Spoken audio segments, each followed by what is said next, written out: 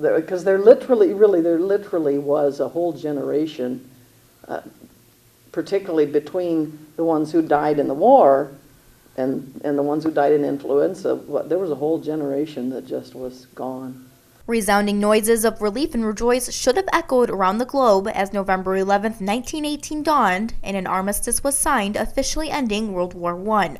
But instead, the world was preparing for another war, a war against a deadly pandemic that couldn't be won with armies and weapons. The Spanish influenza was a deadly mystery to the people of 1918. While the flu is a common ailment now, the Spanish influenza was the first H1N1 related strain, and it was unusually deadly. In the United States alone, it killed 675,000 people and decreased life expectancy by 12 years. The thing about the Spanish influenza was that it primarily hit those people that were young and healthy. And most of the victims of the flu died when they were on their way to recovery, and then they would develop pneumonia. And it was the pneumonia that ended up being fatal.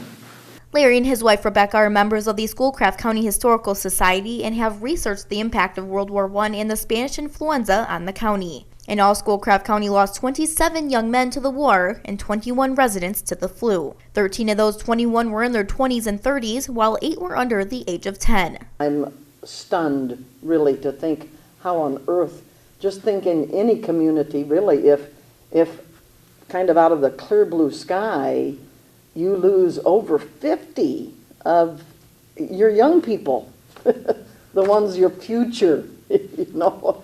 So I can see how it would have just brought it to a halt, and it did. The flu only claimed the lives of 2 in November, but as time passed, the cases became much more serious and exceedingly prevalent. By December 6th, over 300 cases of the flu had been reported, sending the city of Manistee into a frenzy.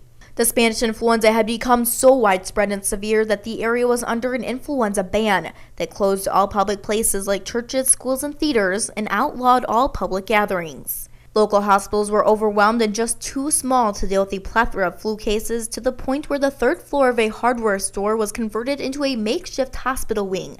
On top of all of this, there was a nursing shortage since many were still overseas tending to the wounded of the war. And if you violated the influenza ban, you were subject to arrest. So they took it very seriously.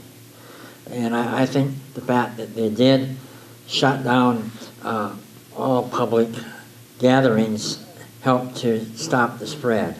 The quarantine remained in effect until December 31st, putting a damper on the Christmas spirit. This had an incredibly negative economic impact